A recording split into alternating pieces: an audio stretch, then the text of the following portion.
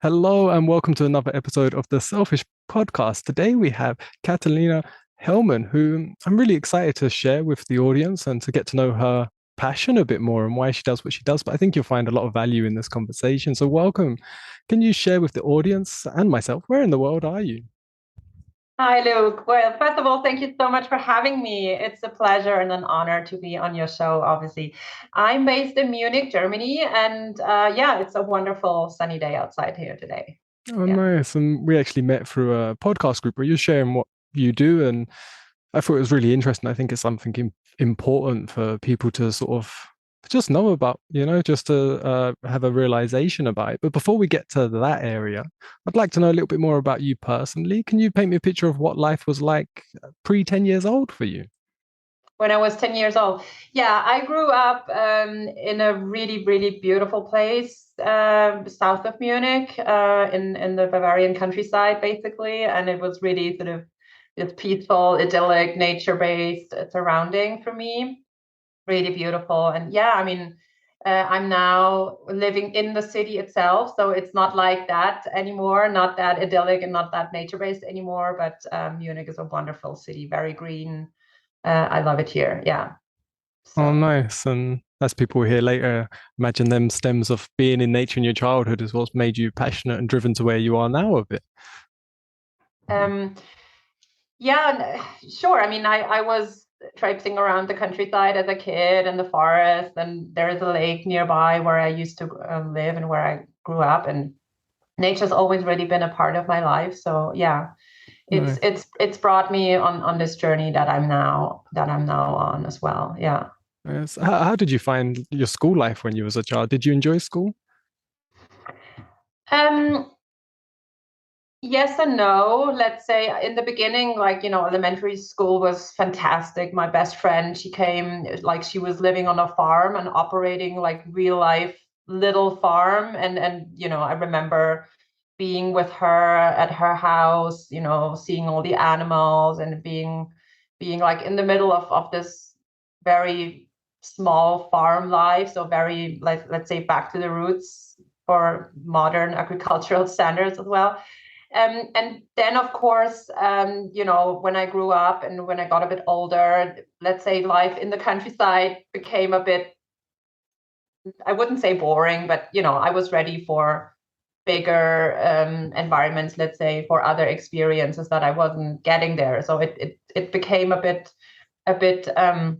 repetitive, a bit too sheltered for my taste. So that's when for my studies, I went to the city, and that's where I've been ever since. Okay, nice. And do you remember when you was like at your youngest memory? Do you remember like your first dream or ambition or something you wanted to do when you was older? No, not really. I mean, one of my earliest memories that I can think of right now was at the beach with my family. We used to go to the Italian beach once a year as a family holiday back then, and that's one of my earliest memories that I remember. But I mean, of course, also all the childhood memories that I have from my home, the garden. We had a big garden and a stream running through the garden. So all things to do with the stream and fishing and building little dams, that kind of stuff. So yeah, I remember that. Oh, nice. Yeah. And so how did you get, if you can just briefly explain, like, what is your passion now, what it is you do now, and then what led you that path? Yeah. So today I'm a certified life coach. I'm coaching people on the topic of climate change. I'm actually also a certified climate change coach.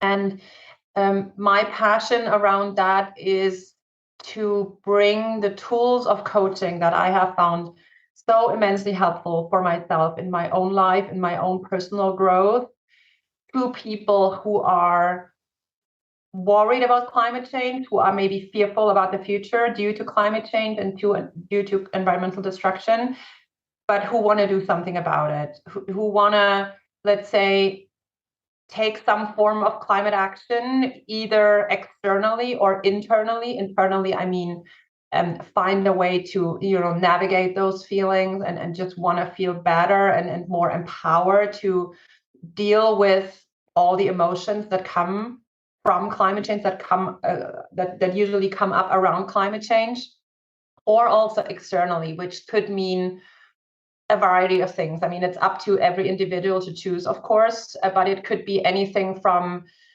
raising the topic of climate change more often in conversations. It could be taking measures to reduce their carbon footprint, to, eat less meat, things like that. Or it could also lead to some sort of community-based action, like, forming a community with others to think about what could be improved in their town, in their city.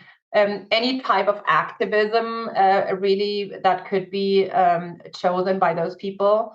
That is, I'm not talking about that to people in terms of, I'm not telling them what to do or how to do it. What I am doing is I'm giving people the tools of coaching to, first of all, manage their emotions around climate change, process their emotions around climate change so that they can feel better, feel less helpless and powerless, and less fearful and anxious, but more empowered and yeah, able to do something, get their power back to act, to do something, and then choose their particular type of action that they want to do based on their individual circumstances, their life, their abilities, their skills, their lifestyle also. Maybe for someone who is single and has not very many hobbies, and wants to find something new to focus on, that might be a different story. And for someone who is working full time, has 2 kids at home, needs to be a caregiver for a family member, and time is limited. So there are different lifestyles, different political views, different abilities and skill sets that people have. So I'm empowering them to take a look at all of that and to choose whatever is working for them and what they want to do, what feels aligned to them, and then actually take that action that they have chosen and implement it, get it on the ground, get it on the street. And also another topic that I'm feeling very passionate about, that I'm covering a lot also with my clients, is the topic of relationships. Like, how do I deal with people who maybe are not on the same page as Mm. I am with climate change, who maybe either thinking, I don't know about any of that, I don't believe it's going to be a problem, it's not going to be maybe as bad as you're making it out to be. Or there are people that say, well, I know it's a problem, but there is nothing I can do about it. What do I want to do? I don't know. There's nothing I can do. So let's move on to the next topic and stop spoiling my evening with, catastrophic scenarios that you keep talking about, that kind of thing. So a long answer put short, I am a coach, a life coach, that is passionate about bringing all those wonderful tools of coaching to people who are feeling anxious and fearful and in some way impacted negatively by climate change, and who want to do something about it and contribute to making the world a better place. Oh, nice. No, I find it fascinating because, especially like you said, the relationship part as well. Because I see so many people struggle with that. Like, Yeah, even with friends or family, like immediate family, because they can have different opinions. You see it in politics, you see it in everything, really. The totally. diversity, Yeah, when deep down they say respect and love each other, but these topics, they don't know how to have the conversation without that anger inside boiling up, exactly. and then they make an action that they don't really Exactly. like, and cause disharmony within the relationship. And it's like, is that going to get the job done? Is that actually going to make the difference that you want? Because for me, it's like whether someone believes in climate change, they doesn't believe in climate change, the Earth's here, take care of it. Both Mhm. people will agree with that. Most people will agree that the Earth should be nurtured and taken care of, regardless of whatever's going on. But we could Yeah, easily get into the entanglement of just, this is my opinion, this is my opinion, and constantly stay in that, while you could have been doing something. You could have been putting that energy into actual productive exactly. use. So yeah, Exactly. it's really great that Yeah. you're helping people with that. I think it's something that's needed, is people just to, like I said, the coaching sort of brings them in. Apologies, because of the time of day it is here, I've got a few flies. So if I'm doing this, it's not a dance. It's just trying to get flies off my head. But no, yeah. So how did you get to the position where you thought, do you know what, that's an issue that I want to address? Was it something you personally were like involved in with the sort of climate change and something, or was it an obstacle in your life where you were stressed out about climate change and the pressure of what you could see? Yeah, actually the latter. So I haven't been a climate activist at any point in my life. Like, the classic image of the activist being someone who, sits on the streets and blocks traffic or lobbies politicians openly on demonstrations or anything. But my experience with climate change and climate anxiety in particular is a very immediate one. I mean, a lot of coaches get into their topic because they once have been there where they are now helping people out of, let's say, and it's the same for me. So for me, the, let's say, turning point around climate change was 4 years ago when the IPCC report of 2018 dropped. It's that one that said that we have 12 years left to take action to turn things around. And I believe it's also the one that got Greta Thunberg on everyone's radar, and Fridays for Future originated from that. And for me, that was also the beginning of my personal journey in that topic. I mean, of course, I had heard about climate change before, but it was this sort of far away topic that didn't really touch me before I read that report or before I came across news coverage of that. And what made it so impactful for me at the time was that I had just gotten married the year before, and my husband and I, we were planning our family at that time. And I was thinking, after, reading all these news coverage around the report, I was thinking, I mean, can I really take the responsibility on myself to have a kid, and knowing what I now know, can I bear the responsibility of putting him or her into this world, and then maybe, things won't be turning out well for humanity, and what am I going to tell them when they have my age? So that was for me the starting point for, falling into a really, really deep, dark and gloomy hole. And I mean, I remember it was like one of the lowest points of my life. I was crying all day. I was questioning everything, my job, my current lifestyle, the kids, like the family planning that we had, and I had also the feeling that no one really could help me. So I didn't really feel understood fully by my social environment, friends, family, because a lot of those people were saying exactly the same things that people are saying to my clients. Things like, "Oh, we don't know the future. Maybe it's not going to be as bad," and stop worrying me all the time. Stop, like, ruining my evening with talks about all these catastrophic scenarios. And I had the impression that even therapists that I visited around this topic didn't really, let's say, see eye to eye with me either on that kind of topic, because also many of those said, yeah, we don't know, the future is uncertain, and no one really knows, and maybe try to, think about something else, sort of, I wouldn't say classic distraction topics, but yeah. So long story short, I couldn't really get myself out of this black hole that I had fallen into. And it was only when I came across life coaching and this type of life coaching that I'm now trained in, that I actually understood what was going on with me, with myself, within my brain, with my anxiety, with my fear around climate change. And that is when I learned, emotional processing techniques and somatic exercises and all these things that I'm now, let's say, teaching my clients. I was learning that and applying that to myself. And that really made all the difference for me.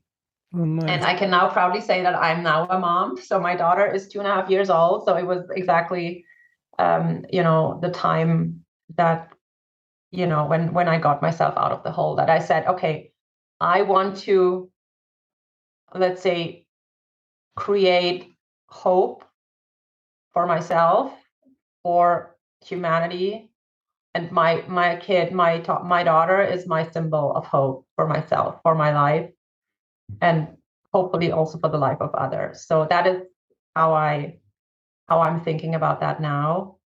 Of course, it's been a long and painful journey, but I've come out the other side, and I'm now hoping to be able to help as many people as possible to do the same. Yeah, nice. I love it. And I was going to ask, I was thinking, I wonder if you had a child. That was running through my mind when you said it.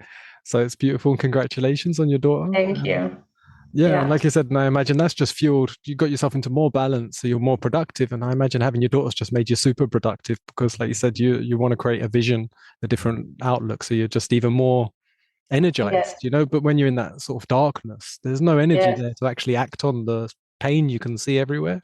It's just you see exactly. it and you feel it, Yeah, And and that and it's was, yeah, exactly. And I mean, exactly as you said before, it's what is it serving me to focus all my energy, all my time, all my mental and emotional brain power, and to dump that into this black hole when I can use it to create something that can help others, that can help myself, that can help others, that can help the planet ultimately, because I'm not caught in that trap anymore. Yeah, yeah. And I found for me personally with different aspects in life, not just the environment, but just sometimes just realizing that I can be the best influence I can be. And then people pick up on that and then they want to sort of join in or they want to do something because they see that you're enjoying what you do, or they haven't thought of it. Whereas you just try and talk them into something or try and convince them of why you do what you do. Like you said, sometimes you're met with resistance because they don't want exactly. to say change for a lesser word. But sometimes when we just do something, like I said, whether it's a communal garden and people growing their own vegetables or changing something, like I've seen some amazing Yeah, pictures of people in cities, turning old buildings into these garden allotment type places that yeah, the community can use, and they're saying like put more green in, yeah, they come together as this big community, everyone looks happy. It looks like a fun project. It doesn't yeah, it doesn't feel like all the weight of the doom and gloom. It looks like okay, like you said, there's some hope there. There's some change there. There is other exactly. people that are acting towards something Absolutely. and in a Absolutely. non-violent way as well, in a beautiful way. So I Yeah, think that is, yeah, I think it's powerful stuff, and I think there's a lot of people that yeah. need your service. I think your life and your pain, has put you in a place where you wouldn't be where you are able to help others with that pain had you not have suffered it. Exactly. Yeah. And I mean, it's wonderful that you are describing this communal garden project, because personally, I think climate action can come in so many forms. It can come from, it can be a completely internal process or action. It can be external. And also the external one can come in a variety of forms and shapes. And one of the let's say things that I find really hard to see and to experience in especially in this climate change, climate action sphere is this a massive amount of anger and judgment and blame that is seems to be everywhere. It seems to be like people who aren't living, let's say, completely carbon neutral in a tiny house aren't allowed to take climate, or let's say, it seems like you have to be the perfect zero person to be able to help others take climate action, or to be seen as an authority in that regard. And this is also often mistreated, I think, as an argument. I think we are wasting far too much time on, assigning blame on who is the biggest carbon emitter, both historically or currently, and, assigning blame to what happened and what is happening, rather than using all this time and energy to actually look for solutions and to do something about it. Because at this point in time, it we don't have the time anymore to waste time on blaming and anger and all that kind of stuff. I think we should all look forward and do something, find something to do, something that we will be able to sustain doing as well, and something that we can feel aligned to and that we can do even if no one else is doing it. That is also something really important. It probably will have to take it will take for some people to break out of their current social cycles or social environments for a little bit, to just be different and do things differently.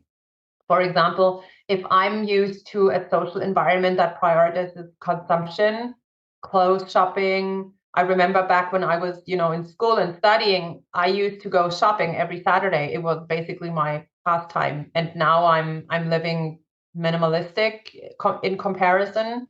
So it did take a shift of mindset for me. And maybe some other people want to do some sort of mind shift in that regard as well, but they feel pressured from their environment, keeping up with the Joneses and all that kind of phenomenon.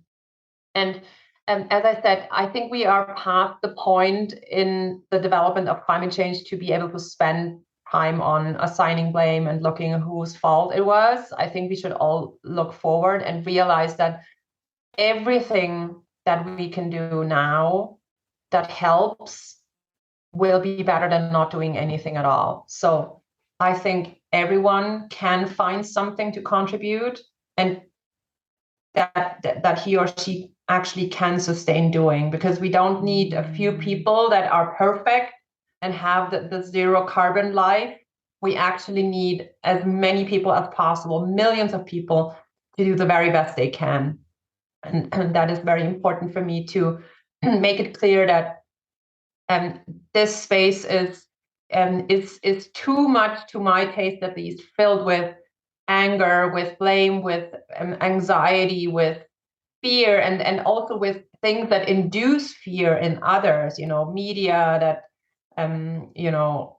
play on people's fears and people's anxieties. Because if there is one thing that is blocking action, that is throwing people into a paralysis, then it's fear. So we actually have to get people out of the fear in order to enable them, in order to empower them to take action, to be able to come to a point where they can actually look around and see, okay, what can I do with my personal situation, with my skill set, with my circumstances? What is something that I can find for myself to do?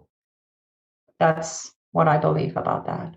Yeah, no, I agree with that because I think everyone's unique and everyone can serve individual purposes based on their position in life and what they tools and experiences they gathered. Because if everyone tried to fix this one problem the exact same way, something else would be going wrong somewhere else. Everyone's got a Exactly. place to be working and doing it. And sometimes for some people, it is really hard for them to make a subtle difference. But that subtle difference, if, like you said, the numbers are there, is a larger difference than one person going, like you said, really militant and cutting everything isn't going to make Yes. the difference. It needs to be a Yeah. volume thing. And I was thinking as well, because I really don't like anger or judgment. I don't think they're productive behaviors to get anything done. And I was thinking when you was Exactly. talking about the earth, I was thinking people say Mother Earth. And I was like, if you wanted your mum, if you wanted to look after your mum, and I spent most of my life being a full-time carer for my mother, the last thing I'd want to do is treat her with judgment and anger as a carer, as someone that loved her. So I think for a Yeah. lot of people, if they're looking at it as like Mother Earth as this thing that they love and they want to take care of, then if they're doing that with anger, if they're doing that with fear, like you said, they're not actually doing it in the most best way, the calmest way for them and for the earth itself. Yeah. Exactly. And I mean, that's where we come in with this relationship topic again that I mentioned earlier, because the relationship doesn't necessarily, of course, only relate to, friends and family. The relationship relates to yourself. What relationship do I have with myself, with my own values? Where am I standing on the topic of, for example, reducing my carbon footprint? How important is that to me with regard to other things in my life? And then there is the relationship aspect with regard to, let's say government, politics, big business, like the big polluters or the elite or those in charge that are commonly seen as those that can make the biggest difference, and probably are also in a position to, take the biggest steps, have the biggest leverages compared to individual people. And then it's of course the relationship to our social circles. I mean, how much are we daring, let's say, to go against the mainstream maybe in our social circles? If people in the country club aren't sort of on board with that, or in our Facebook group, or in our tennis, or whatever, football, sports group, whatever, are we going to be doing it anyways? How is our relationship to the topic, to those in power that we believe are more equipped than us? Are we going to spend all our energy waiting for them to take action and blaming them and lobbying them, and then completely ignoring or not looking at what we personally can do as well? That will also help. I'm not saying that one is better than the other. I think we need both elements, both systemic change and systemic action, but also individual change, lifestyle change, on a personal level. I think that the two elements are needed. So in all of those scenarios, relationship coaching or relationship, let's say, management comes into place. Yeah, nice. And I could definitely resonate with what you're saying as well, with like the minimalist and what it was making me Mm. think and feel is because I live a very minimalist life. I live a lot of, most of my electricity is all solar paneled. So I don't have Mm. much power, like my laptop, all my technology is powered by solar panels. And but what I noticed in having minimal clothing, like you said, and just having what you need, not necessarily always what you want, then you end up not wanting the other things anyway. So Exactly. you really appreciate the little things you do have more. You're full of more gratitude for smaller things that, and Yeah. you just notice more. It's like you free up time. So you free up all this energy that was distracted. So you can be focused to a purpose or a passion, or so you can even just think about what is my purpose? What is my passion? So many people are so busy in so many different ways that they haven't even had that time to go like, what do I want to do? What am I really passionate about? You know, and they just see the things that upset them. And I think Exactly. when something upsets us, that's a good indication that you want to do something of service in that way. For example, my love Danielle, she's just so passionate about animals and animal welfare. You know, but she used to follow feeds and stuff on social media, and she'd be really upset because she's seeing all these animals just being tortured. And it's like horrid.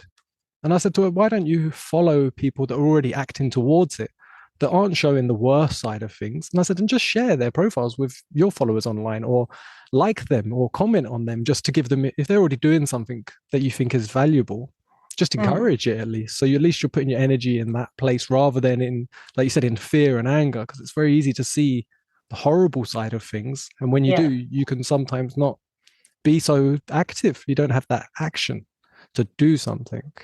Exactly. Yeah. And I mean, as you said, I mean, that's a wonderful example that you just outlined with just commenting and supporting people who do already already do things that you feel need to be done. As I said, climate action can take so many forms. It would be the best if as many people as possible would do the best they can, and maybe not stop at the commenting and the reposting and the liking of positive climate news, for example. Yeah. But I think it is very important, specifically in the climate change sphere, to also acknowledge and to see and to make a point of looking for things that are empowering to you, that aren't just the sort of bad news and the catastrophe, news feeds and that kind of thing, but to see how many people are actually working on the same issue and on resolving the same problem that you are trying to resolve. In fact, when I got into this sphere and into that scene, it was absolutely mind-boggling to me how many organizations and communities and I don't know, or NGOs, you name it. I mean, how many people, both on a collective, systemic, and also on an individual level, are working towards the same cause. So you can be absolutely certain that you will find your particular cause that you find worthy to support, and that you will find your own little place in this whole spectrum of things that can be done against it, or to overcome that. Yeah. Yeah. And where can people, if someone's now listening to this and they're like, right, this really resonates with me, and they're like, they feel the pain and the suffering of what they're seeing, and they feel they need your services, where's the best place for people to get hold of you? Well, I would say the best way to get hold of me right now is my website.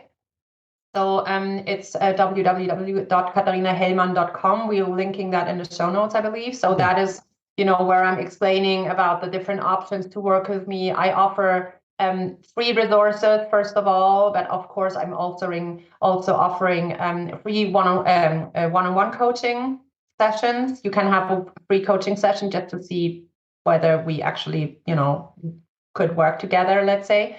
But there are coaching packages, one-on-one. But I'm also doing a group coaching program that is called Overcoming Eco Anxiety, and that is where I'm, taking my members through exactly those 3 steps that I outlined in the beginning. The first step is to actually get the emotional side of climate change, let's say, under control, in the sense that we process emotion. We talk about how emotions are actually generated, how to approach the source of all these debilitating and crippling emotions around climate change. Then we talk about the action part of things, what I mentioned, finding your place in the cosmos of climate action, finding your personal climate action plan, let's say, developing that and actually following through on that. And the third part is then to, manage the relationship side of things, to leave behind things like people pleasing and perfectionism, and get off this anger and judgment and blame train, and focus on what is really important, and focus on what you can do actually. So that is what I'm now doing with my clients primarily, and I'll link all the resources down in the show notes if you allow Yeah, that. yeah, I'll definitely put them in so people can go check it out, and definitely worth checking your free resources out. And do you have links to share stuff on social media as well if people just want Totally, to follow yeah. content? Yeah, I'm on Instagram, I'm on Facebook, and also LinkedIn, so people can find me there.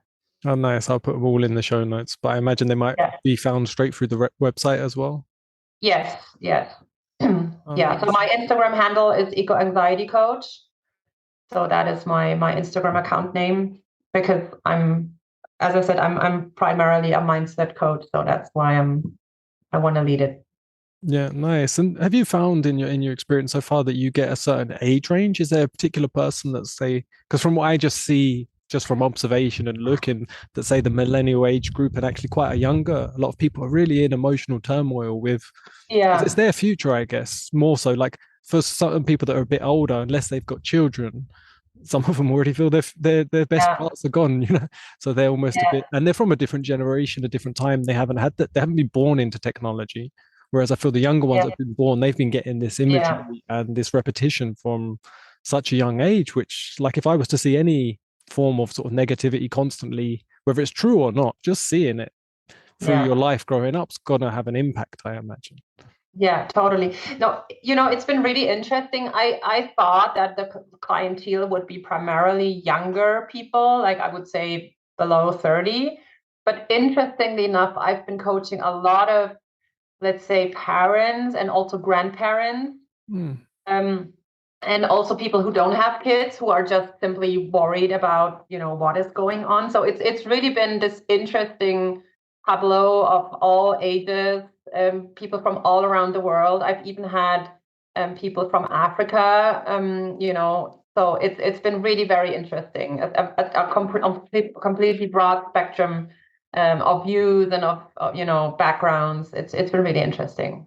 Nice, yeah, because I've even met people in my life like that I've spoke to about certain things, and when children come up, they're like, "Oh, I wouldn't put a child in this world." You could see already the anger within them, the frustration, the pain they're suffering. Yeah, and most of the point is like, but they're also not acting towards something. Like you said, they haven't broke through that bit within them to put Yeah. purpose back in the way you did. So I think that's incredible. And now I've got someone to direct when I meet someone that's in that Yes. alignment with you. I can direct them straight to you for that because Yes. Thank you. I think that's an important place to, like I said, to take them out of the anger, take them out of the judgment, so Yes. they can act on something with Exactly. purpose, with passion, and Exactly. make a difference. And like you said, and you end up with a team. I imagine you've probably paired up people that end up, doing stuff even together because they're all aligned with a course. Yes. I mean, I haven't yet, because people would have to come from the same area in order to be able to link up. But I mean, that's definitely in my sort of midterm vision to create a community around this topic. Definitely, yes. Oh, nice. Is there anything in this so far in the show that we haven't covered that you would like to talk about? Mm, maybe we no, I think we have covered the big points, but I would like to reiterate maybe one element that we've touched upon, and that is, I want to re-stress, let's say, that it's really up to every single one of us to find something to do and to do something. I'm finding that so prevalent as well as an opinion in some angles of that sphere, that it is either already too late. There are a lot of people out there who have given up all hope for change, and they are basically just busy, let's say, preparing for the worst, which has its justification to a certain degree. But personally, I'm thinking that when, giving up is the only thing that is guaranteed to not improve anything at all. And will probably never be at a point where it's better to give up and do nothing than to find something to do. So even if we've, let's say, hit 2.5 degrees of warming already with all the projections, it's still worth to take action to, get maybe from 2.5 to 2.3, if you know what I mean, because every little point X will make a difference. So I'm having a bit of what I would say difficulty with, movements that are, let's say, preparing to, shelter in place and prepare for survival, because they're already absolutely certain that everything will collapse. And there are scientific, factors and evidences, of course, that are pointing in that direction. But I'm deliberately choosing to focus on, let's say, the part of the action scale that is still trying to improve something. So I'm thinking personally, there will be enough time to prepare for the worst when the worst has, let's say, is proven to be coming. And I don't see ourselves at that point yet. I'm still believing, and I'm choosing to believe actively that there is hope. I'm choosing active hope for the future, for humanity, that I'm choosing the belief that now is the time to do something. And that is why I am choosing to act, and why I want to help people take action that want to take action. Of course, I'm also available to talk to anyone who has already given up and would like to, emotional coaching around that, and how to prepare best for the upcoming, let's say, future. But for me personally, I'm saying now is the time to not give up, and now is the time to do something. And there are so many things that are already being done, and there are so many things that still need to be done, or that need doing, that need finding, that need someone who is passionate about them to do them. And that is something that I'm really passionate about, to empower people to find something for them to do. And for example, I've put together a guide that is for download on my website. It's a free guide on the 15 most effective things an individual can do to lower their carbon footprint. And most of these things are very simple to do, in the sense that they don't really change the way people live. So, for example, you mentioned before that you are having a solar panel. If you can switch your whole energy supply to renewables, you can use as much electricity as before, but it will still make a difference. That's what I'm saying with that. So I'm also thinking that there is a lot of discussion around lifestyle changes that is focusing on elements that are very difficult to implement for the average person, and that don't actually make so much of a difference in terms of carbon emissions. If you take living plastic free or zero waste, for example, it's very hard to implement for most people. I would say it takes a long time until you get used to it. And interestingly enough, there are more effective and more, let's say, immediately important things to implement that aren't as difficult to implement, or that don't come at such a high cost, also financially, as some other things. The biggest example of those being, for example, to reduce food waste. Actually, Project Drawdown, which is the scientific consortium of people advising on the best measures to take on climate action, they say that the number one priority for all of us should be to reduce food waste, because the food waste, like the carbon emissions generated from food waste, are the biggest of all of them in relation to others. So, I mean, that is something that basically everyone could implement just with a little planning on what they are eating, and not letting things rot, and not throwing food away. So if you do some sort of basic meal planning, and sort of pre-thinking what you are cooking and what you are eating, you can make a big difference in this very crucial part of your life without having to change anything else, really. So that's just an example. Of course, there are many other examples like that out there. But what I'm saying here is, I also want to debunk the myth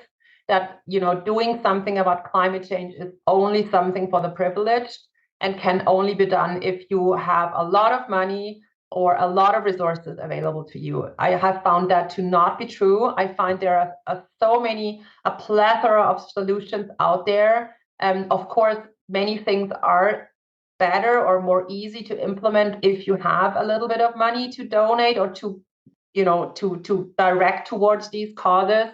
But I mean, as you said before, minimalism, minimalism isn't only for the rich.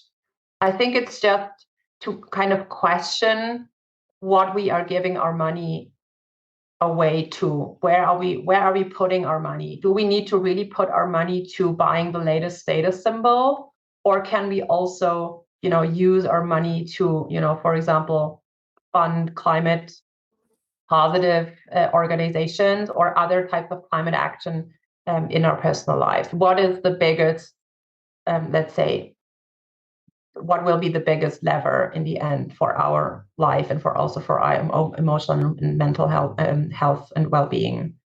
That is what I'm thinking about that. Yeah, nice. And I think it's important, like what you said as well, subtle changes that within themselves have more sustainability and longevity, rather than when we implement something that's a drastic life change, we always normally drastically crash, and then we Exactly. give up because we're like, it's Yeah. too hard. I can't do this. It's too much. Exactly. So subtle Exactly. little gestures of slowly, and you might look back 2 years later and realize how much growth has been in what you've changed, and you won't believe how far you've actually gone in things. And it's been a smooth ride. And like you said, a pleasant one, and you feel good about your choices because you feel like, oh, I'm doing something that fulfills a certain sense of fulfillment within you to be serving and not to be taken. And I think, like what Yeah. you said about the people that just give up and go full prep, or just give up completely and don't just say, oh, I just don't care anymore. It's Yeah. like you can end up in a life of taking rather than giving. And like you said, and that just speeds the process up of things going wrong. It's like you said, Yeah. relationships. Exactly. If it was a normal relationship in just like a couple, if one partner gives up, yeah, the relationship's pretty much doomed. It's going to go that way. Whereas if you just like, I'm going to just make subtle, nice gestures. I'm going to do something. You never know where that can build and what that can grow into. But I feel like nothing's ever too late for change. And as a collective, Exactly. whatever scientific studies have been done, I imagine all the predictableness of drastic combined sort of unity of people isn't being put into the simulation to say, well, because they're not expecting it. It's not Yeah. expected that people are going to come together. So I think the possibilities are still, there is still hope. There is still that. But with hope comes again, it's like the opposite of anger and things. There comes action, because you feel Yeah. like it's worth it. There's something worth doing it for. Yeah. Absolutely. Oh, Yeah. well, it's been great to hear your story. We're coming to the end of the show, but I really enjoyed hearing your side and what you do. Um, Thank you. I have just a few short little questions. They're just one answer questions that I ask Okay. all the guests at the end. Do you have time for them? Of course. Yeah. Still getting flies. Watch all the flies will leave me as soon as the podcast's over. They'll go. Just because it's getting near to sunset here, so it's just sort of Yeah. they'll come out. If you had to choose one, a cat or a dog, Cat. what's your favorite color? This one, turquoise. Nice. And what's your favorite sound or noise? Probably the sea, the waves of the sea. Nice. And what sound or noise do you not love so much? Screeching of metal, and for example, also cutting with a knife on a plate, Yeah. empty. And what do you love about yourself? About myself, um, I think I'm very motivated and driven and enthusiastic. I get passionate very easily about things. I love that about myself. Yeah. And what do you love to see in other people?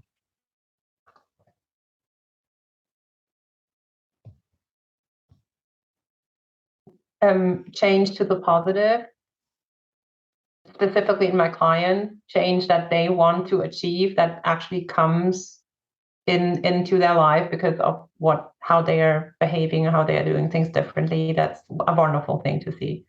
Nice. And the last question is, what do you love about animals?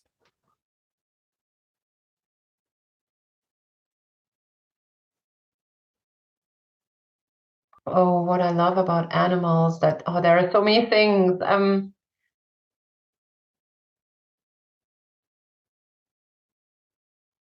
just their uniqueness and their union with nature. They are part of nature so much more than we as humans have ever been, probably, or could ever be in our modern societies. Yeah, that's what I love about them. Oh, nice. Well, it's been great to chat to you and get to know you, and hope you have a beautiful rest of your day. Thank you for coming on Thank the you, show. Luke. Thank you for having me. Bye. Bye. I truly appreciate you for listening to the very end. So if you did, hit the like button, subscribe for more content just like this, and check out patreon.com/Luke Greenheart on how you can support this broadcast, this mission, and my content creation. I am creating compassionate content to share, to love, and to shine. So come check it out.